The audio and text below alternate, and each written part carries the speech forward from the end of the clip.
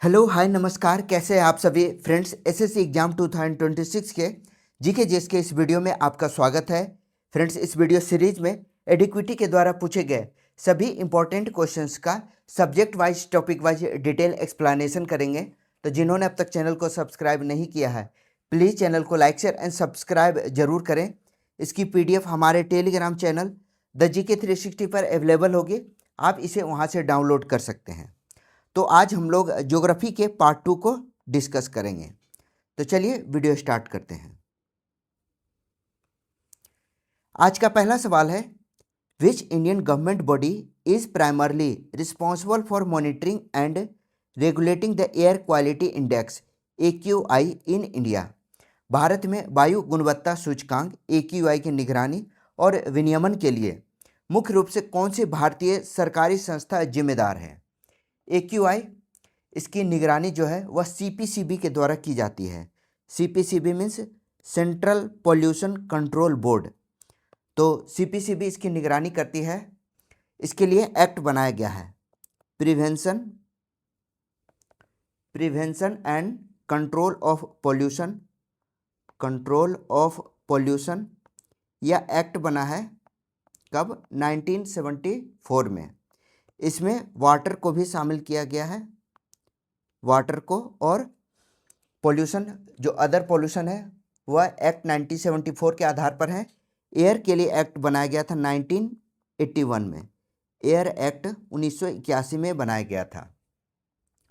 तो AQI की निगरानी CPCB के द्वारा की जाती है। जानिए, AQI है उसकी 6 श्रेणियां होती हैं। AQI की 6 श्रेणियां होती हैं। कौन कौन? Good, moderate, good, satisfactory, moderate, poor, very poor और सीवरे। तो यह 6 श्रेणियों में इसे विभाजित किया जाता है, यानी AQI की 6 श्रेणियां हैं। NGT जो है वह पॉल्यूशन से, इन्वायरमेंट से रिलेटेड या न्यायिक निकाय है, जस्टिस बॉडी है। NGT का हेडक्वार्टर नई दिल्ली में है। भारतीय मौसम विज्ञान विभाग, यह क्या है? यह मौसम का पूर्वानुमान करता है, मौसम के पूर्वानुमान को जारी करता है या उसके बारे में बताता है। तो क्लियर है, बी इसका राइट आंसर है। नेक्स्ट क्वेश्चन है, which of the above statements is are correct. उपर्युक्त में से कौन सा कथन सही है? पहला कथन है, the process of vertical heating of the atmosphere is known as advection. वायुमंडल के ऊर्ध्वाधर उष्मीयकरण की प्रक्रिया को एडवेक्शन कहा जाता है। एडवेक्शन जो है वह हॉरिजेंटल को कहा जाता है, वर्टिकल को नहीं, हॉरिजेंटल को एडवेक्शन कहते हैं, एडवेक्शन। और वर्टिकल जो होता है वह कन्वेक्शन कहलाता है। वर्टिकल को कन्वेक्शन कहते हैं, हिंदी में कन्वेक्शन को संवहन कहते हैं, कन्वेक्शन कहते हैं, इसे हिंदी में संवहन कहा जाता है। तो पहला कथन गलत है। सेकंड है, the transfer of heat through horizontal movement of air is called convection. वायु के क्षैतिज संचलन के माध्यम से ऊष्मा के स्थानांतरण को संवहन कहा जाता है। तो यहाँ यह भी गलत है, क्योंकि यहाँ क्या कहा गया? हॉरिजेंटल। ठीक है, हॉरिजेंटल को एडवेक्शन कहा जाता है, तो यह भी गलत है। Loo winds in northern India during summer are caused by advection. गर्मियों में उत्तरी भारत में चलने वाली लू हवाएं एडवेक्शन के कारण होती हैं। यह सही है। उत्तर भारत में गर्म हवा जो है, गर्म शुष्क हवा, जो कि एडवेक्शन के कारण होती है, यानी क्षैतिज, हिंदी में क्षैतिज हवा का जो डायरेक्शन होता है वह क्षैतिज होता है। हिंदी में अगर कहें तो इसे हॉरिजेंटल कहा जाता है, हॉरिजेंटल। तो इसका राइट आंसर होगा ओनली 3 इज करेक्ट, डी इसका राइट आंसर है। अगला सवाल, which layer of the earth atmosphere is primarily responsible for absorbing ultraviolet radiation from the sun. पृथ्वी के वायुमंडल की कौन सी परत सूर्य से आने वाली परावैंगनिक किरण को मुख्य रूप से अवशोषित करती है? यूवी किरण, इसे अवशोषित करने वाला स्ट्रेटोस्फेयर है। बी इसका राइट आंसर है, स्ट्रेटोस्फेयर। इसकी 15 से 35 किलोमीटर 15 to 35 किलोमीटर ऊंचाई है। यह यूवी, अल्ट्रावायलेट बी और अल्ट्रावायलेट सी किरणों को अवशोषित करती है। इन दोनों किरणों को अवशोषित करती है, यानी अट्रैक्ट करती है। ओजोन परत के जो डिग्रेडेशन है उसको रोकती है। ओजोन परत के क्षरण को रोकती है, हिंदी में क्षरण कहा जाता है। क्लोरोफ्लोरोकार्बन के कारण ओजोन परत का क्षरण होता है।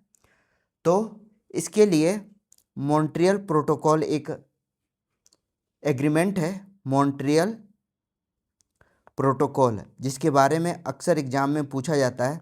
यह 1987 में मॉन्ट्रियल प्रोटोकॉल आया था, जिसमें सभी देशों को अपने CFC के उत्सर्जन पर प्रतिबंध लगाया गया है। ठीक है, तो बी इसका राइट आंसर है, समताप मंडल। Which of the following is not a primary factor affecting the variation of insolation on Earth? निम्नलिखित में कौन सा पृथ्वी पर सौर विकिरण के परिवर्तन को प्रभावित करने वाला मुख्य कारक नहीं है? पहला है presence of water body is an area in an area, किसी क्षेत्र में जल निकायों की उपस्थिति। तो ए इसका राइट आंसर है। यह पृथ्वी पर सौर विकिरण, इंसोलेशन को हिंदी में सूर्यातप कहा जाता है। इंसोलेशन को हिंदी में सूर्यातप कहा जाता है। तो किसी भी जल निकाय से सूर्यातप का कोई प्रभाव नहीं पड़ता है। तो ये इसका राइट आंसर होगा।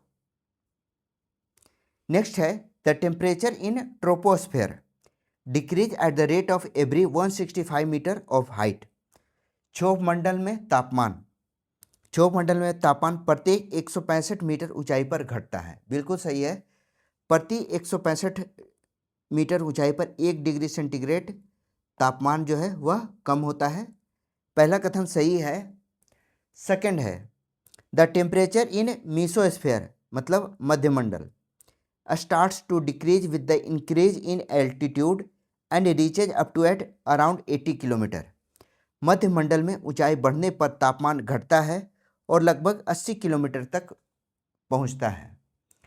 तो दूसरा कथन भी सही है, 80 किलोमीटर मध्यमंडल में ऊंचाई बढ़ने पर तापमान घटता है और 80 किलोमीटर जो ऊंचाई है उस पर वायुमंडल का न्यूनतम तापमान होता है। यह तापमान कितना होता है?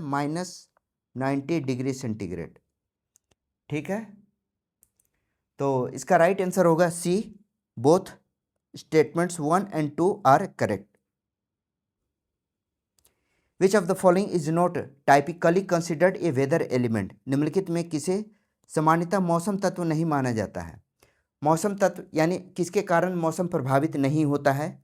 पहला है तापमान, ह्यूमिडिटी आर्द्रता, सॉइल पीएच मिट्टी का पीएच वैल्यू, या विंड पवन। तो आपको पता है वेदर एलिमेंट्स में कौन कौन आते हैं? वेदर एलिमेंट्स यानी मौसम को प्रभावित करने वाले कारक में आते हैं तापमान, टेम्परेचर, ह्यूमिडिटी आर्द्रता, वायुदाब एयर प्रेशर, और पवन यानी एयर हवा, वर्षा रेन, और बादल क्लाउड। यह सब जो हैं वह वेदर को प्रभावित करते हैं। तो इसका राइट आंसर हो गया सॉइल का पीएच मान। यह जो है मौसम को प्रभावित नहीं करता है। यह एग्रीकल्चर का विषय है, कृषि का विषय है, मृदा विज्ञान का विषय है। कृषि या मृदा विज्ञान का विषय है। क्लियर है? सी इसका राइट आंसर है। Oxygen concentration in earth's atmosphere is रफली। पृथ्वी के वायुमंडल में ऑक्सीजन की सांद्रता लगभग कितनी है? जो ऑक्सीजन की सांद्रता है हमारे वायुमंडल में विभिन्न गैसों की संरचना क्या है, इसका जानना जरूरी है। तो वायुमंडल में गैसों की संरचना कैसे है? सबसे ज़्यादा नाइट्रोजन है इनटू, जो कि 78% है, ऑक्सीजन 21%, आर्गन कितना है? 0.93%, 0.93%। और नेक्स्ट है CO2 है 0.04%। ठीक है, तो राइट आंसर हो गया बी 21%। क्लियर है? अगला सवाल, what is the primary cause of convectional rainfall? संवहन वर्षा का मुख्य कारण क्या है? ऑप्शन है ठंडी वायु का गर्म वायु से मिलना। संवहन का पर्पस क्या है? तो संवहन में क्या होती है, जो संवहनीय वर्षा होती है उसमें वायु गर्म होकर ऊपर उठती है और ठंडा होकर फिर से बारिश कराती है, यानी heating of air that rises and cools. C इसका राइट आंसर होगा। ये इसका जो सबसे ज़्यादा इसका रूप देखना है संवहनीय वर्षा का, तो वह भूमध्य रेखीय क्षेत्र में सबसे ज़्यादा संवहनीय वर्षा होती है। ठीक है, तो इसका राइट आंसर होगा सी।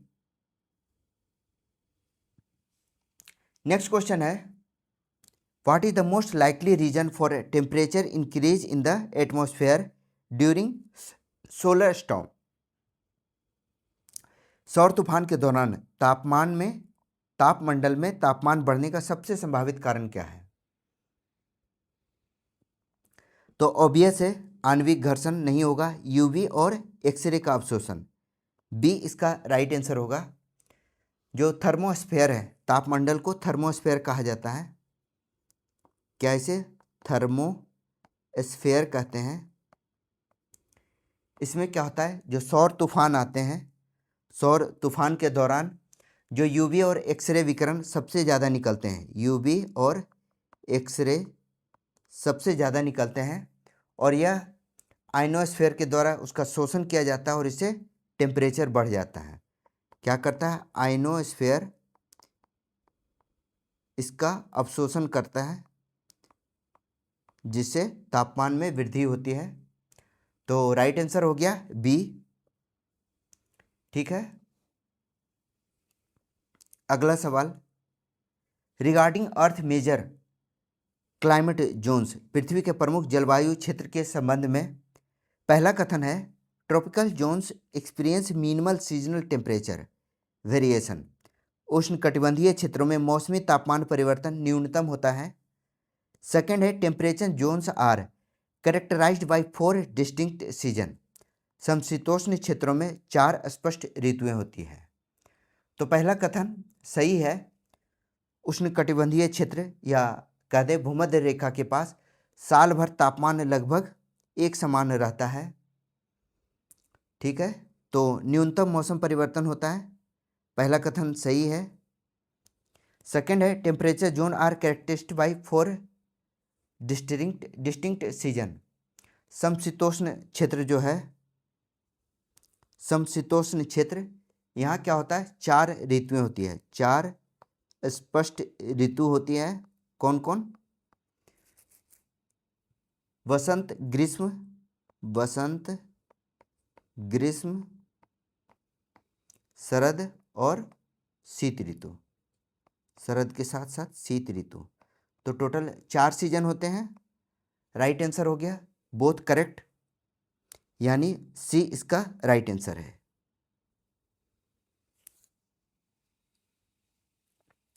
Which pair correctly match atmosphere layer and feature? कौन सा युग्म वायुमंडल की परत और विशेषता का सही मिलान करता है? ट्रोपोस्फेयर क्षोभमंडल मौसम से संबंधित है, ऑलरेडी मैच है शायद, सही मिलान करता है, तो पहला ही सही है। ट्रोपोस्फेयर क्षोभमंडल मौसम से संबंधित है, जितने भी बादल, वर्षा, तूफान, ये सब इसी मंडल में होते हैं। बादल, वर्षा, तूफान ओजोन तापमंडल ओजोन परत से संबंधित है, स्ट्रेटोस्फेयर कहा जाता है। स्ट्रेटोस्फेयर यह किससे संबंधित है? ओजोन परत से, इसी में ओजोन परत है। ठीक है। मेसोस्फेयर, मेसोस्फेयर में उल्कापिंड जलते हैं, उल्कापिंड जलते हैं। अरे उल्टा हो गया, ठीक है, मैच नहीं है सही। और लास्ट बचा थर्मोस्फेयर। थर्मोस्फेयर में क्या होता है? तो इसमें आइनोस्फेयर पाया जाता है, आइनोस्फेयर पाया जाता है। क्लियर हो गया? ये सही मैच है, ये इसका राइट आंसर है। अगला सवाल, earth atmosphere reaches what height approximately? पृथ्वी का वायुमंडल लगभग किस ऊंचाई तक फैला है? इसे कारमान रेखा कहा जाता है। यह कारमान लाइन जो है वह 100 किलोमीटर की ऊंचाई तक है। ये इसका राइट आंसर है। काफ़ी इंपॉर्टेंट क्वेश्चन है। पृथ्वी और अंतरिक्ष के बीच, पृथ्वी और अंतरिक्ष के बीच एक अंतर्राष्ट्रीय सीमा है जो कि 100 किलोमीटर की ऊंचाई तक है। अंतर्राष्ट्रीय सीमा है, ठीक है, जिसे कारमान रेखा या कारमान लाइन कहा जाता है। इसे फेडरेशन ऑफ एरोनॉटिक इंटरनेशनल के द्वारा निर्धारित किया गया है। FAI, federation of aeronautics international के द्वारा निर्धारित किया गया है। नासा की हालांकि परिभाषा में यह 80 किलोमीटर है। नासा 80 किलोमीटर परिभाषित करता है, लेकिन 100 किलोमीटर इसकी ऊंचाई है। यह अंतर्राष्ट्रीय सीमा को बताता है। तो ए इसका राइट आंसर है। अगला सवाल है, विच मैच पेयर इज इनकरेक्ट? निम्नलिखित में कौन सा कथन गलत है, गलत मैच किया हुआ है?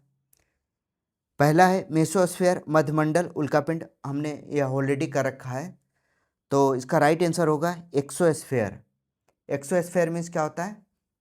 यह 400 प्लस किलोमीटर की ऊंचाई के होते हैं, यानी यहाँ बादल नहीं होता है। यह वायुमंडल इसीलिए कहा जाता है, यहाँ बादल नहीं होता है। तो इसका राइट आंसर होगा सी, एक्सोस्फेयर।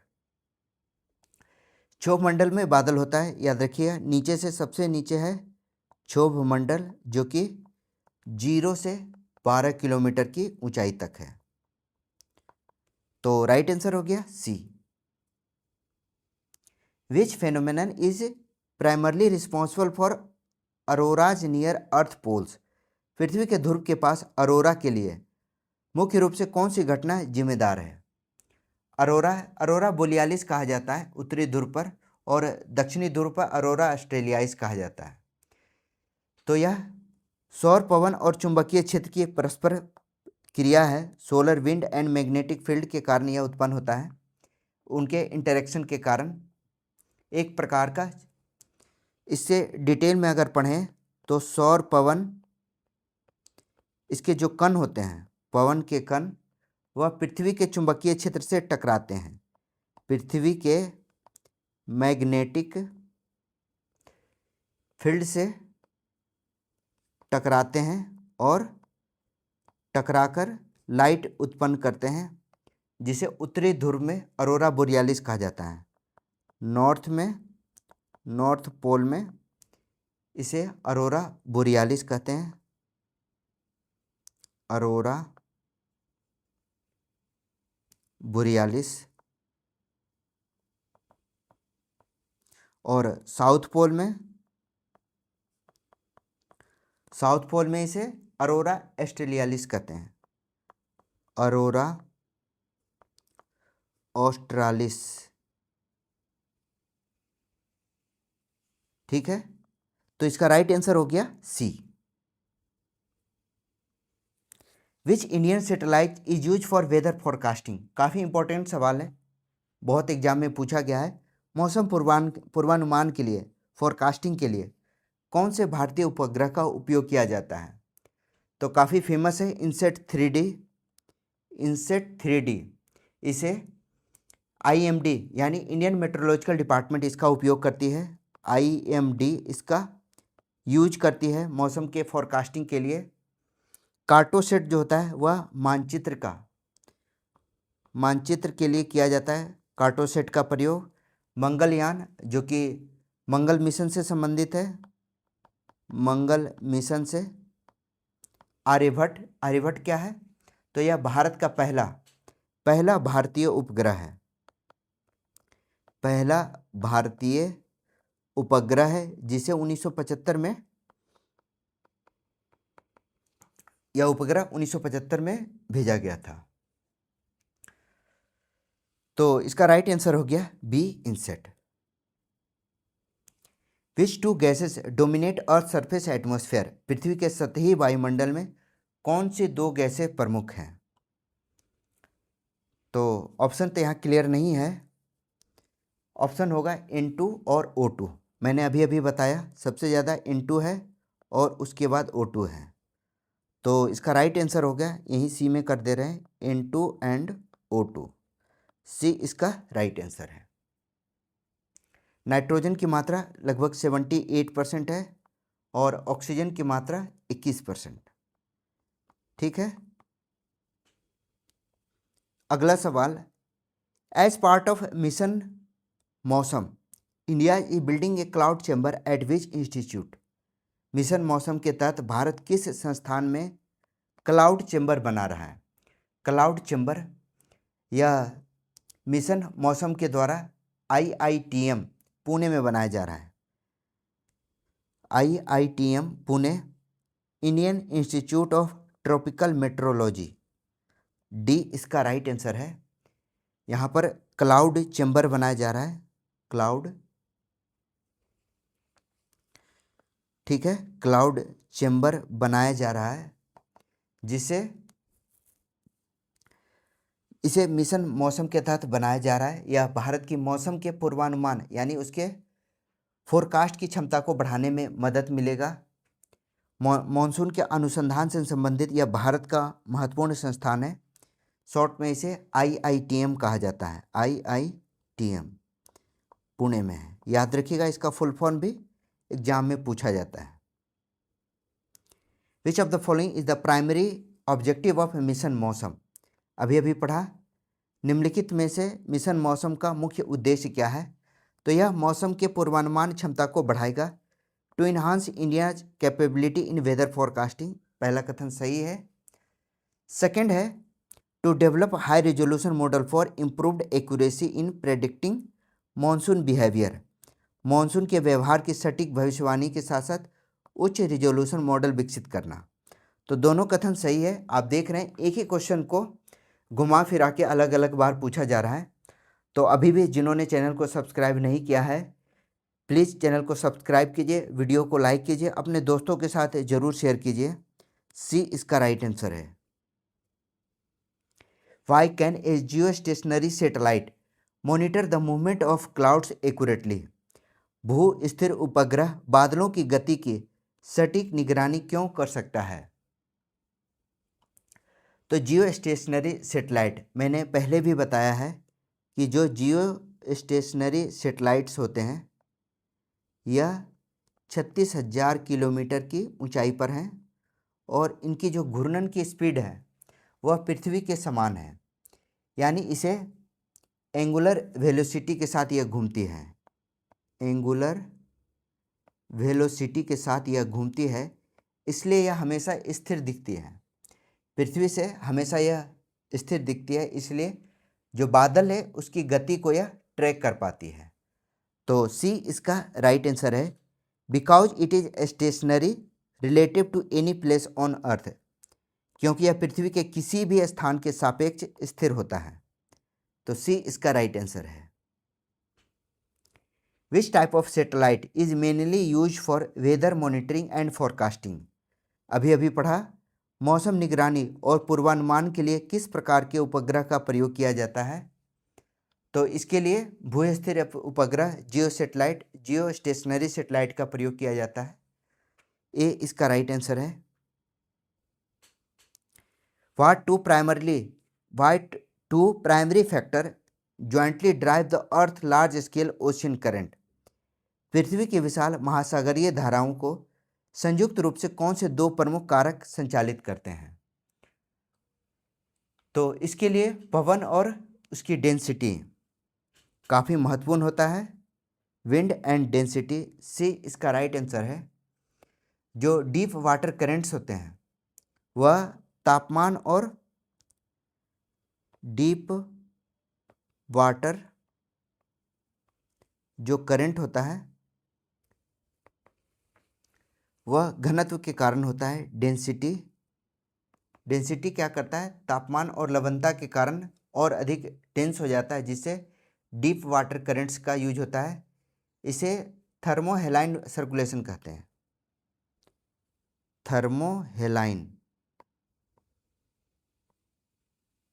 हेलाइन सर्कुलेशन कहा जाता है। ठीक है।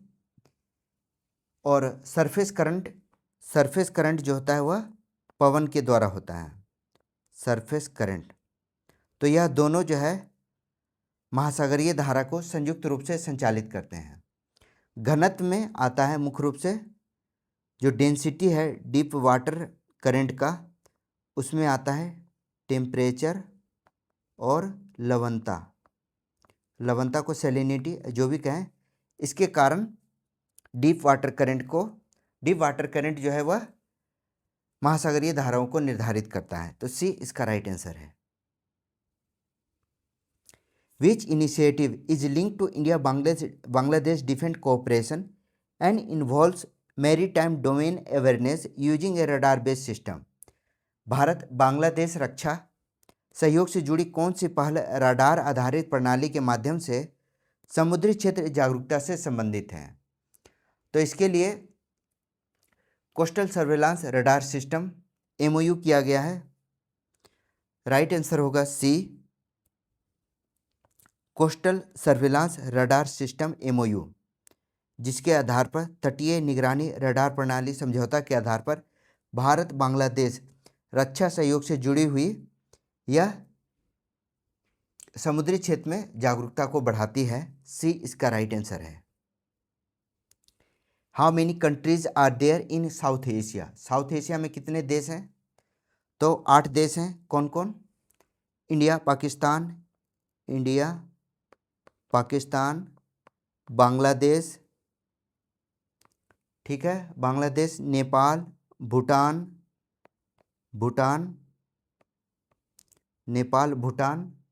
श्रीलंका, मालदीव, अफगानिस्तान, मालदीव्स, अफगानिस्तान हो गया। तो यह साउथ एशिया के देश हैं। ये सभी सार्क के भी देश हैं। ठीक है, सार्क के भी मेंबर हैं। डी इसका राइट आंसर है। The Chagos archipelago is disputed territory between.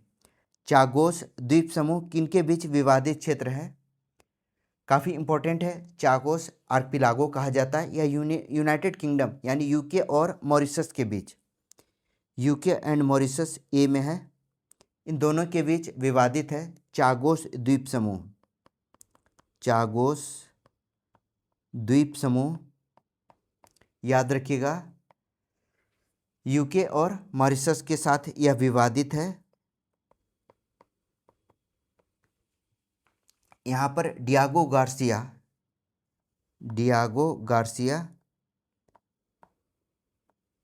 एक द्वीप है जहाँ अमेरिकी सैन्य अड्डा है। तो 2024 में UK ने मॉरिशस की संप्रभुता को मान्यता देने की घोषणा की थी। 2024 में UK ने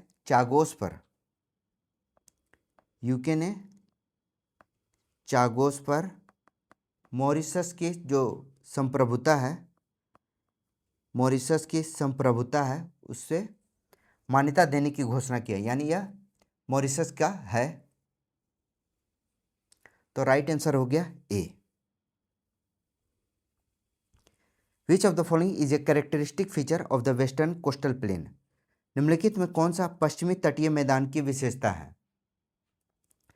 मैंग्रोव वन, हाई रेनफॉल, लार्ज डेल्टा या lagoon and backwaters? D इसका राइट आंसर है। जो पश्चिमी तटीय मैदान है उसकी विशेषता है लेगून और बैक वाटर्स। जैसे केरल में है वेम्बनाद, वेम्बनाद लेक, वेम्बनाद लेक। कयाल्स कहा जाता है बैक वाटर, जिसकी विशेषता पश्चिमी तट पर सबसे ज़्यादा पाई जाती है। तो राइट आंसर हो गया D. The western coastal plains are narrower compare to the eastern coastal plain because? पश्चिमी तटीय मैदान पूर्वी तटीय मैदान की तुलना में सक्रिय होते हैं, क्यों? तो इसका सबसे बड़ा रीज़न है जो पश्चिमी घाट है वह समुद्र के बहुत नज़दीक है। पश्चिमी घाट समुद्र के सबसे नज़दीक है। डी इसका राइट आंसर है।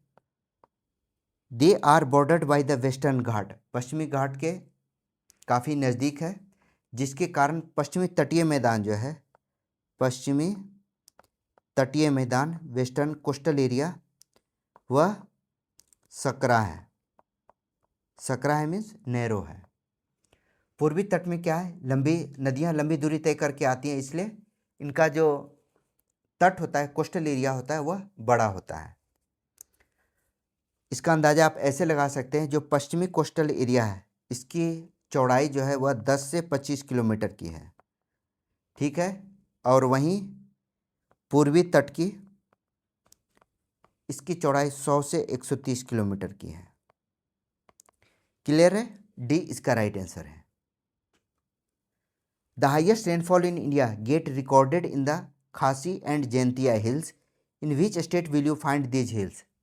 खासी और जैंतिया की पहाड़ियाँ, भारत में सर्वाधिक वर्षा खासी और जैंतिया पहाड़ियाँ में दर्ज होती है। यह पहाड़ियाँ किस राज्य में है? मेघालय में है खासी हिल्स और जैंतिया हिल्स, कई बार सवाल में पूछा गया है। यह मेघालय में है। चेरापूंजी और मासिनराम दोनों यही हैं, मेघालय में ही है। चेरापूंजी और मासिनराम, मासिनराम। अधिकतम वर्षा बे ऑफ बंगाल के कारण मानसून सीधे इन पहाड़ियों से टकराती है, जिसके कारण यहाँ सर्वाधिक वर्षा होती है। ए इसका राइट आंसर है। India's land area covers what percent of the world total area? Bharat का स्थलीय क्षेत्रफल जो है वह वर्ल्ड के कुल क्षेत्रफल का कितना है? तो आपको पता है भारत का स्थलीय क्षेत्रफल कितना है? स्थलीय एरिया 32.87 लाख, 32.87 लाख, जो कि विश्व का 2.4% है, वर्ल्ड का 2.4% है। जो पॉपुलेशन है भारत में वह वर्ल्ड का 17.5% है,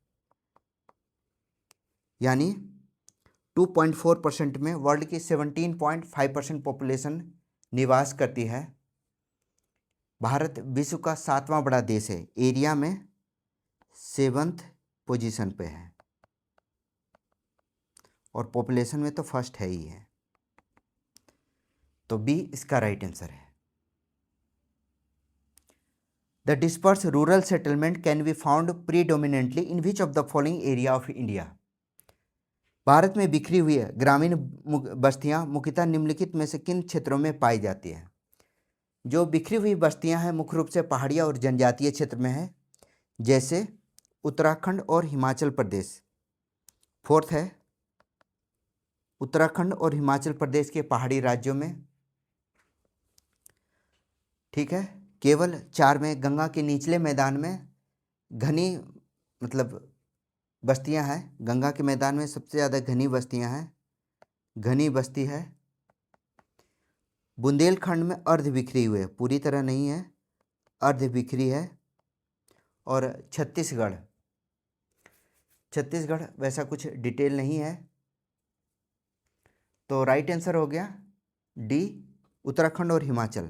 चूँकि यह पर्वतीय राज्य है इसलिए बस्तियां जो है वह दूर दूर पर होती हैं। डी इसका राइट आंसर है। What is the newly revise official length of India's coast line?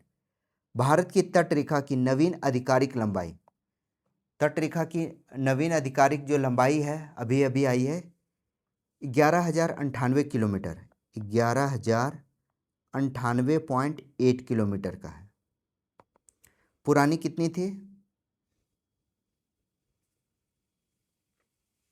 पुरानी नहीं पता, ये अभी है 11,098, यानी बी इसका राइट आंसर है। मुख्य भूमि की लंबाई,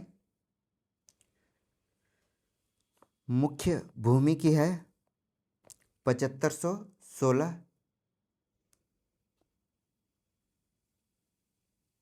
नहीं पहले पुरानी 7516 है, 1 मिनट,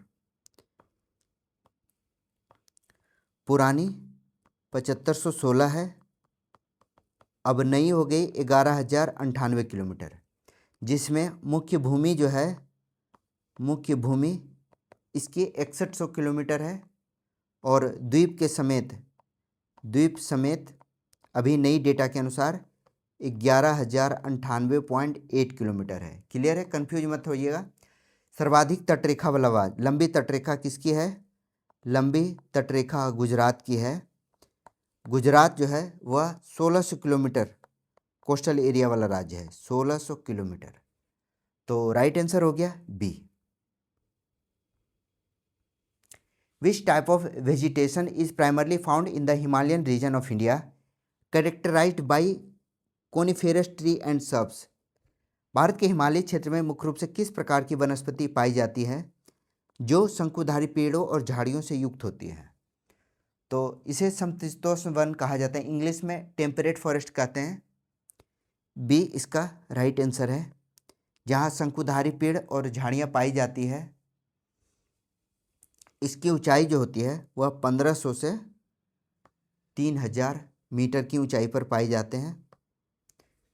जहाँ ओक, देवदार इस तरह के वनस्पति पाए जाते हैं। ओक, देवदार, DEO होता है, देवदार, इस तरह के वनस्पति पाए जाते हैं। तो राइट आंसर हो गया B. The Lohit river is a tributary of which of the following major Himalayan rivers? कई बार पूछा गया है लोहित नदी किस प्रमुख हिमालयी नदी की सहायक नदी है? कई बार एग्जाम में पूछा गया है लोहित नदी यह ब्रह्मपुत्र नदी की सहायक नदी है। ब्रह्मपुत्र की सहायक नदी है, अरुणाचल प्रदेश में यह प्रवेश करती है।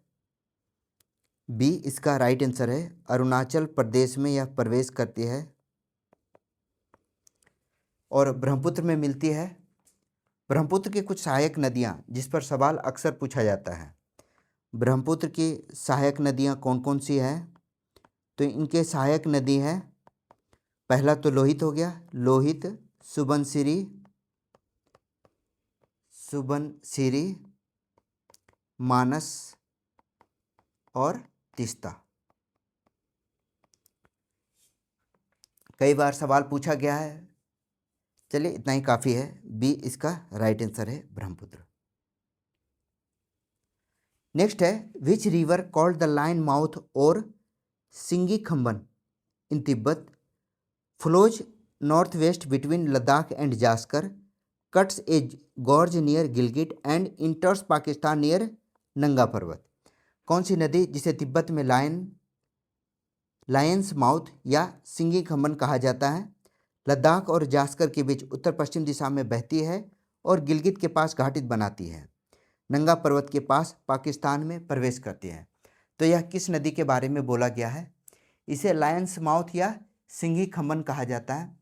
यह सिंधु नदी के बारे में कहा गया है। सी इसका राइट आंसर है। इसका उद्गम स्रोत जो है, सिंधु का उद्गम है, इसका उद्गम तिब्बत में है। तिब्बत में मान सरोवर के पास सिंगी खम्बन नामक हिमवत से निकलती है।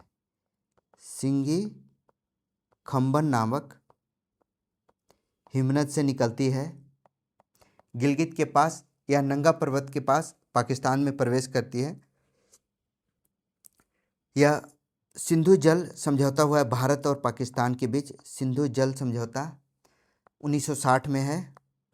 भारत और पाकिस्तान के बीच सिंधु नदी बहती है। मुख्य रूप से पाकिस्तान की पाकिस्तान की यह मुख्य नदी है, पानी के स्रोत का यह मुख्य नदी है। तो सी इसका राइट आंसर है। तो ये था ज्योग्राफी का पार्ट 2। वीडियो कैसा लगा कमेंट सेक्शन में ज़रूर बताइए। चैनल को सब्सक्राइब जरूर कीजिए। मेरा नाम है Rahul Sinha. Thank you for watching.